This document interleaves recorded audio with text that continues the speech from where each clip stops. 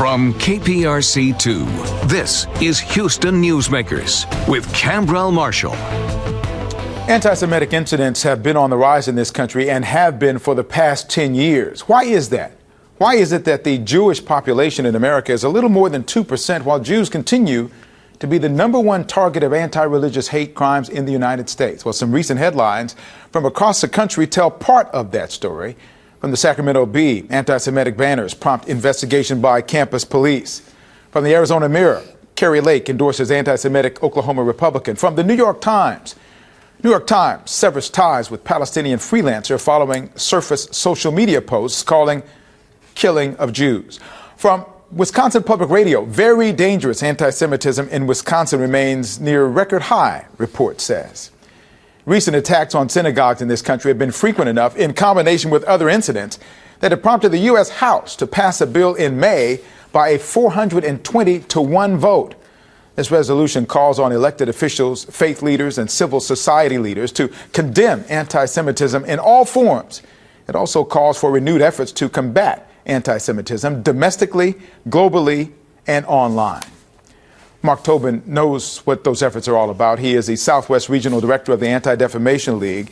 Good morning. Good to see you. Good morning. Thank you for having me. Hey, before we talk about the issue at hand, tell the viewers what the territory is of the ADL and what your focus is as a goal. Yeah, my region is the Southwest region in Texas, and it covers about half of Texas, starting in El Paso on the west and running all the way to Beaumont and Orange on the east and all points south.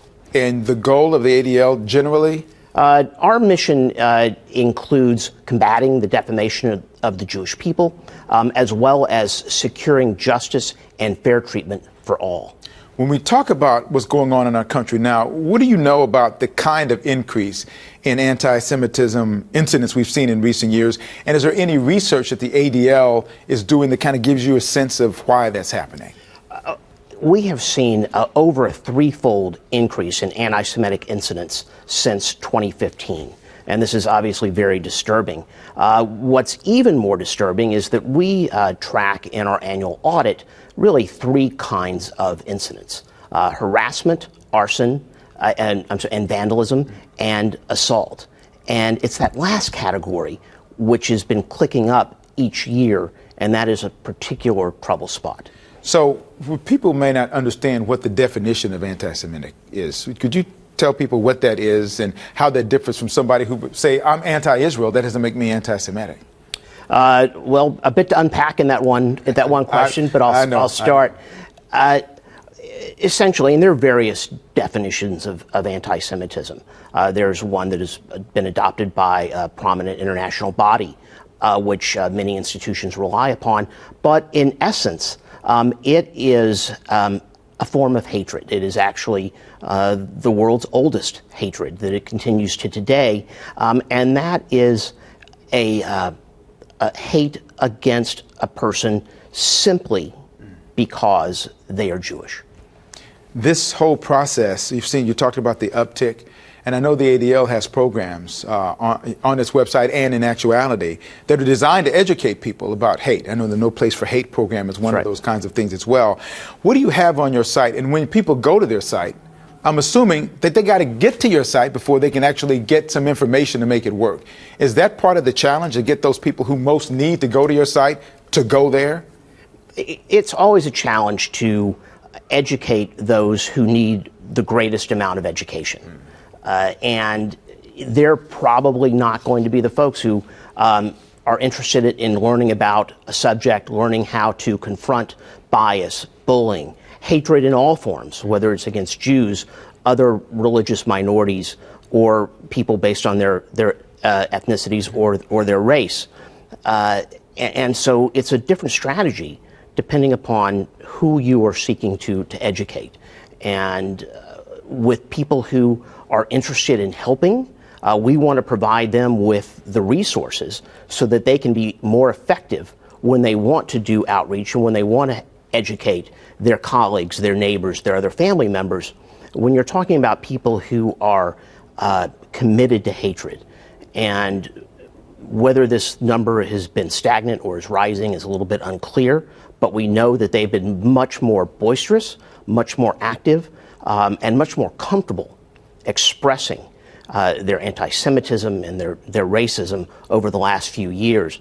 And that's a very different strategy, which doesn't always involve confronting them directly. And I know that anti-Semitism was already a big enough challenge, but now comes the internet. And with the internet, it is provided a big increase across all platforms, really.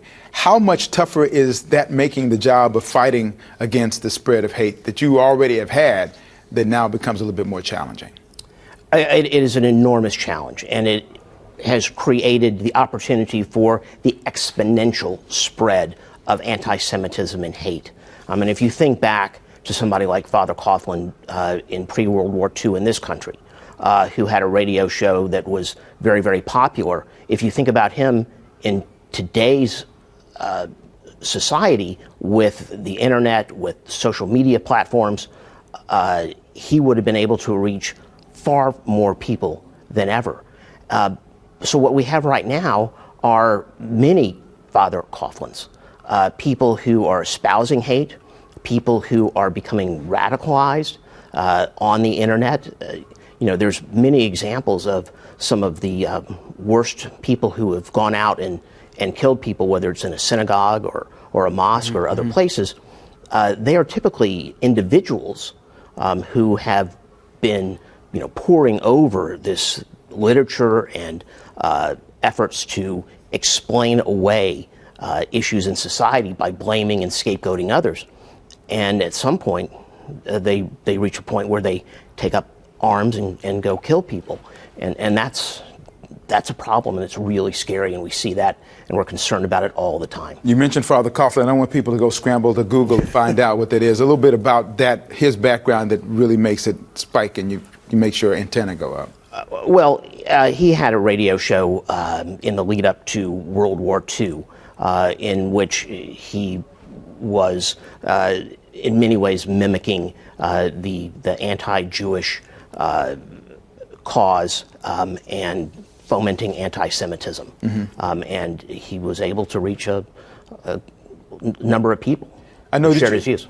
I know that you have a lot of partnerships that you have in the community. Talk about how the value of those partnerships, and if what the ADL is doing, how much that can help other groups that are also fighting forms of bigotry and prejudice that are rising at this point. Well, as I mentioned at the onset, our mission is related, it's integral. Combating anti-Semitism and securing justice and freedom for all, it's all essentially part of the same effort. Because we understand that no minority in this country is safe as long as someone is being persecuted for their beliefs, for their ethnic status, for their religion. And so we're all in the same boat. And we strive and we value the partnerships that we have with community organizations, whether it's the NAACP or LULAC or others all around, because we understand that. And so that is a big piece of how we work on a daily basis is we don't want to be alone, and we know they don't want to be alone either, because we're working towards the same goal. I can't imagine you do what you do without being optimistic. How optimistic are you that there is going to be a positive outcome to the challenges you face right now? I think I'd be disingenuous if I said there weren't days where my level of optimism has sunk to levels which sometimes concern me. However, there are signs of optimism, and these are signs that we can build on. Whether it's when there's been these incidents here in Houston, which I'm sure you've seen and the viewers have as well, where these horrific racist and anti-Semitic flyers are dropped in neighborhoods. Every time that happens, the response in that neighborhood is the same, and they are offended, they are upset, and they want to take action, and they come together knowing that is the best way to confront this level of hate. Well, we're glad to see that outcome, and we're glad to see you're on the job to do something about it. Mark Tobin, thank you so much for all you do. Good luck in your fight against prejudice and bigotry. Thank you, and thank you for having me this morning. Thank you, sir.